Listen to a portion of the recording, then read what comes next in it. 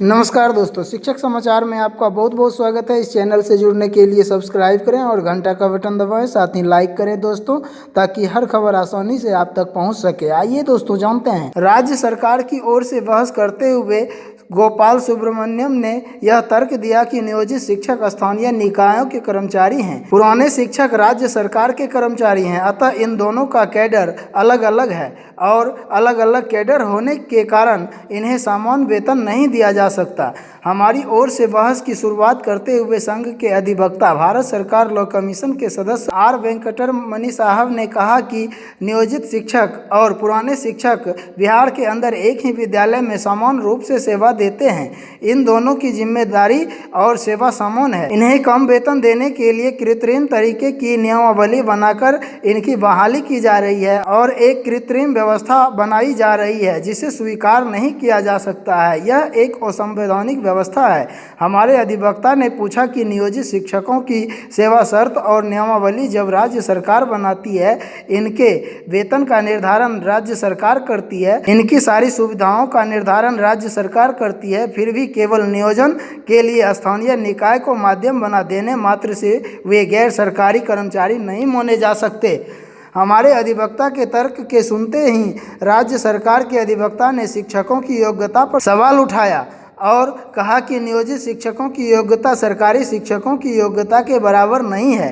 सरकारी अधिवक्ता के तर्क को काटते हुए स्वयं अदालत ने इस पर तल्ख टिप्पणी की। अदालत ने पूछा कि आप इन्हें कम वेतन दे रहे थे, तब तो इनकी योग्यता पर सवाल नहीं उठाए, और आज जब यह समान वेतन मांगने लगे तो इनकी योग्यता पर सवाल उठा रहे हैं। यह व्यवस्था ठीक नहीं है। इसके बाद सरकारी अधिवक्ताओं ने बिहार सरकार के वित्तीय संसाधन का हवाला देना शुरू किया। कहा उनके एरियर पर 50 करोड़ खर्च करने होंगे, जो राज्य सरकार के बस की चीज नहीं है। इतना ही नहीं, समान वेतन लागू करने पर प्रति वर्ष 28,000 करोड़ रुपये का अतिरिक्त बोझ पड़ेगा।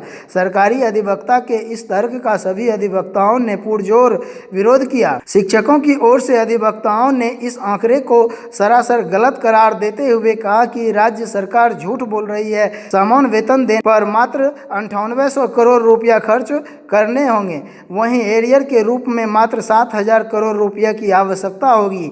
और सबसे बड़ी बात यह है कि यह पूरी राशि राज्य सरकार को ही खर्च नहीं करनी है, बल्कि केंद्र सरकार केंद्रांश के रूप में शिक्षा के बजट का 60% राशि देती है। अधिवक्ताओं ने कहा कि बीते कई वर्षों में राज्य सरकार केंद्र से प्राप्त पूरी राशि का उपयोग नहीं कर सकी और उस राशि को वापस करना पड़ा। एक और जहां राज्य सरकार पैसे का उपयोग नहीं कर पा रही है और उसे सरेंडर करना पड़ रहा है, दूसरी ओर पैसे का रोना कोर्ट में रोया जा रहा है और शिक्षकों को समान वेतन देने से इनकार किया जा रहा है। यह बिल्कुल राज्य सरकार की मनमानी है।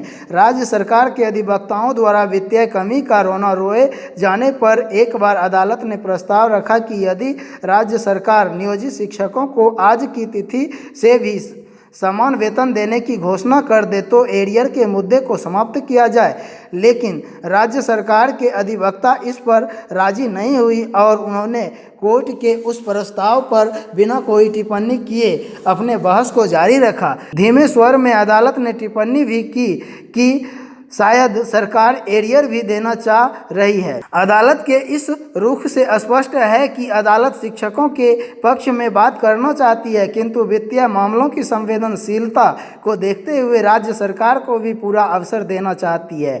सरकार के अधिवक्ताओं द्वारा उपलब्ध कराए गए आंकड़ों का शिक्षकों के अधिवक्ताओं के द्वारा पुरजोर विरोध किए जाने पर विवाद की स्थिति बन गई और अदालत ने निर्देशित किया कि मुख्य सचिव स्तर के 3 पदाधिकारियों की एक उच्च स्तरीय कमेटी बनाकर एक तर्कपूर्ण युक्ति युक्त प्रस्ताव तैयार कर अगली सुनवाई को अर्थात 15 मार्च को सुप्रीम कोर्ट में सरकार उपस्थित हो। चूंकि बीच में यह बात आई है कि पिछले कई वर्षों में राज्य सरकार ने केंद्र उसकी राशि का पूरा उपयोग नहीं करने के कारण वापस किया है, जिसके बाद कोर्ट ने भारत सरकार को भी पार्टी बनाया और उसे स्थिति स्पष्ट करने का आदेश दिया। जब राज्य सरकार के अधिवक्ता शिक्षकों की योग्यता पर सवाल उठा रहे थे तो हम लोगों के अधिवक्ता ने कहा कि शिक्षा का अधिकार अधिनियम लागू होने के बाद उसके प्रावधानों के आधार पर ही शिक्षकों की नियुक्ति की जा रही है।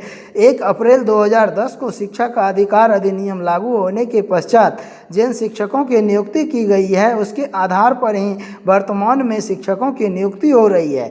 1 जुलाई 2006 को जिन शिक्षा मित्रों को नियोजित शिक्षक बनाया गया और 1 अप्रैल 2010 के पहले नियुक्त किया गया वह उस समय की नियमावली के अनुकूल है। अतः किसी भी साथी को अपना योग्यता को लेकर मन में भ्रम या संशय पालने की जरूरत नहीं है। फैसला हम लोगों के पक्ष में ही होगा।